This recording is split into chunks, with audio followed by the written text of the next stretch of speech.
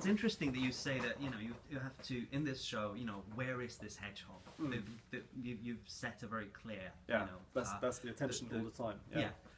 So that's the main dramatic question. Yeah, is what you can call it in kind of drama, you know, in sort of drama terms or theatrical terms, or you can call it the object of desire. Yes, yes.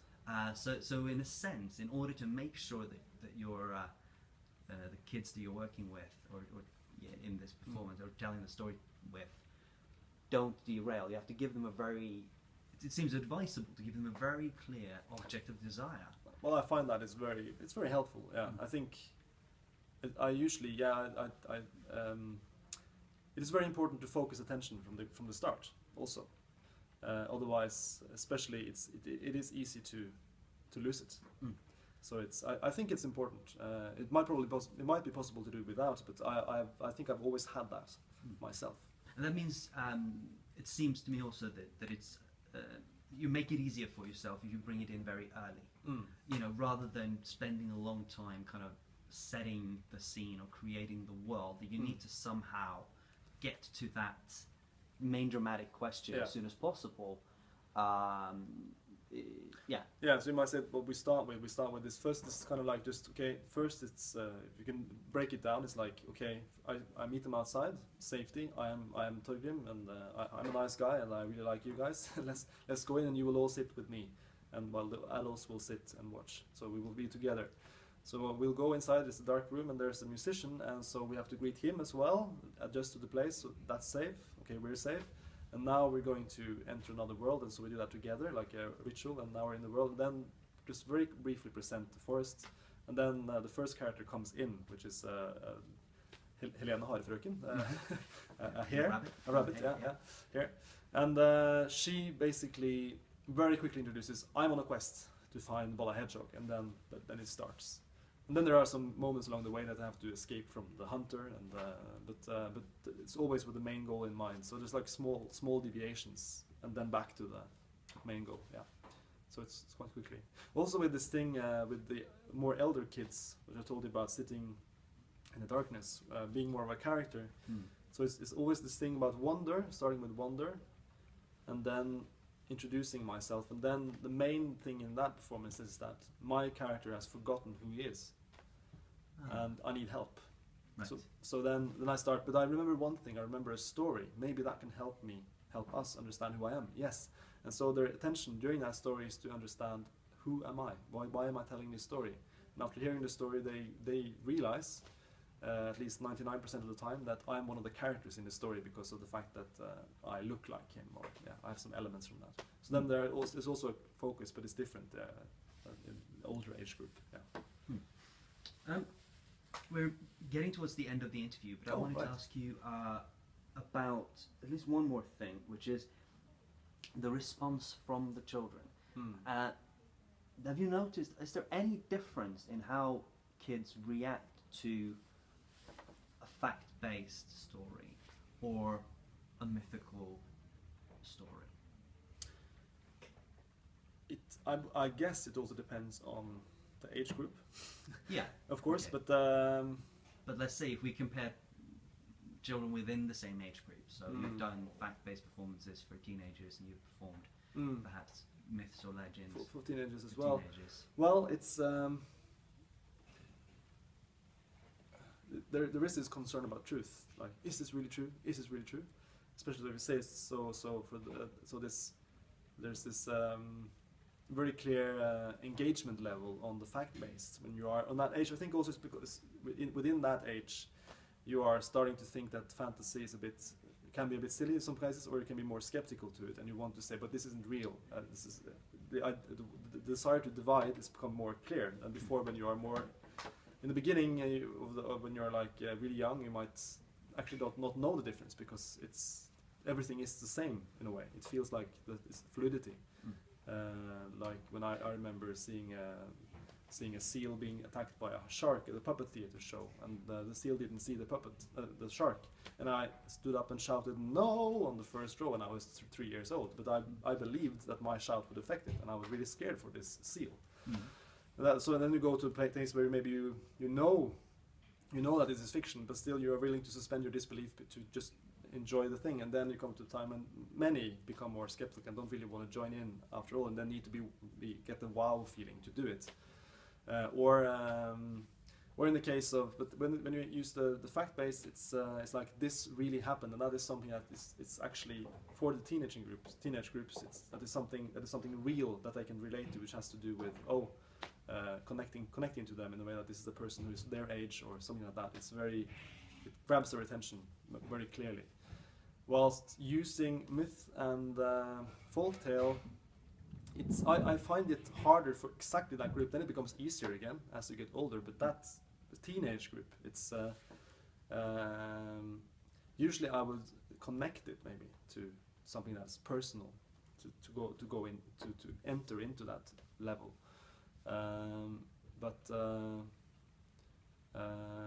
If you do it, I think in a way it has to do with what you're focusing on. If you're also being very, it's always about taking the kids seriously, or what no matter what, from where they are. And I think if you delve into really serious material with myths and folktales as well, you will, which actually takes them seriously as listeners. That is not fluffing about, but actually going in and describing something that's can be very dark, for instance. Then, like, you know, the Twilight, the Mockingjay, they're also quite dark books in a way. I don't know really about Twilight, but I guess.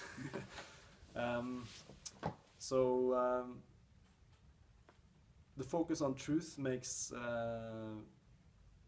very, in a way, the response might be, as my experience, bigger for the documentary-based things in that age group. But so I tend to choose maybe to do that for that group, but or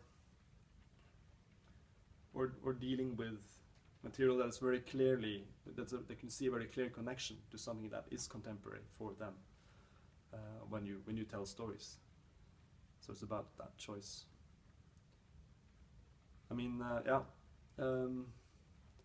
because I thought about something you also mentioned about metaphors. Yes. Because are metaphors lost on kids? And myths and folktales, and they're filled with metaphors in a way. You might say that, like, Little Red Riding Hood is a metaphor, can be a metaphor for coming of age. It's been linked to the hood of menstruation and the wolf as the sexuality or the animal passions, and also sexual abuse. And even though all this, you aren't aware of these metaphors when you're a kid, but still to know that this is a possible interpretation, that story can still be told to children without actually telling about, but actually getting all those metaphors. The stories of Ashlad can be seen as a metaphor of dealing with puberty, but you don't have to understand that intellectually to be able to enjoy the story and still feel that there is some connection here. So there are many. I think really it's good you can have a lot of metaphors in a play or a folktale or a myth or a story in itself without the audience necessarily needing to understand it, because then if they understand the metaphors too well, might also get intellectually disengaged or emotionally disengaged. I mean, do you think that that it's possible to make sure that fact-based stories kind of gain a sort of mythical, or no, not mythical, but metaphorical? Absolutely, I think that's quite crucial actually, because if they don't get that, then there is no kind of like I don't know, we call it. I've heard the term overtext being used as a rather than subtext, some kind of overtext or supertext or whatever. But I think in the same way that it has to be that a documentary story has to have some kind of like universal appeal, some recognizable appeal, and also that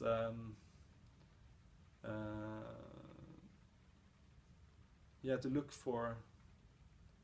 I think anything that's really good and will touch you truly has some metaphorical quality, I think. Even though you might not be readily aware intellectually of what that actually is supposed to represent, it's still, as I mentioned before, this thing that you have a feeling that there is a big iceberg underneath the top that you're actually seeing, and maybe after a while, new things will appear in the material. And I think that's very. I think that's, to me at least, that's essential. We started the interview with talking about war stories. Yeah. Have you reflected on what the metaphorical quality of that show is?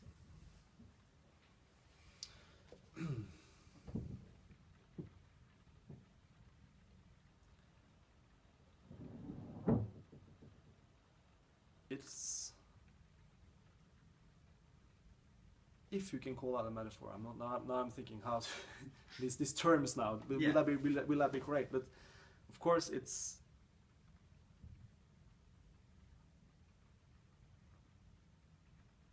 losing.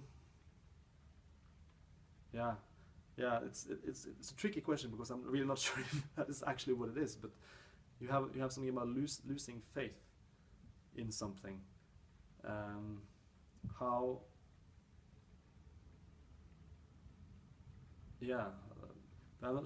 Hope can prevail. But that's maybe more a message than a metaphor. But I guess you said earlier, that it's a story of a man that loses everything. But who finds new hope. Yeah. And I think, just from my perspective, that can be a metaphor. This very specific story about these very specific events still relate to maybe anybody, or at least a huge amount of people. Yeah, if you look at it in that their way. life Yes. I was stuck in the metaphor of the metaphor now. Yeah. But, absolutely. That's what I mean. It's this feeling that it doesn't necessarily only have to be about. You have to be in the wartime to understand this, but disillusionment. Yeah. It's a metaphor for disillusionment. It's a metaphor for losing everything you hold dear, and what do you have left? And still, in a way, just by being there on stage, you might say, and us being together is also a metaphor for something else. It's a metaphor for cross-cultural communication, that we are there together telling this story, which is his story. It's a metaphor for understanding, and that there's a possibility of actually coming together. So in a way, by standing there telling this story about disillusionment and of isolation, in a way, together being such good friends, also as we are, and showing that clearly in a way, the way we act, it's also that also is an extra story that is told. That can be. This is the metaphor. It's a metaphor. That is wonderful. Torgrim, thank you so much for participating in this interview. Thank you for inviting me. Absolutely wonderful. Thank you. Thank you.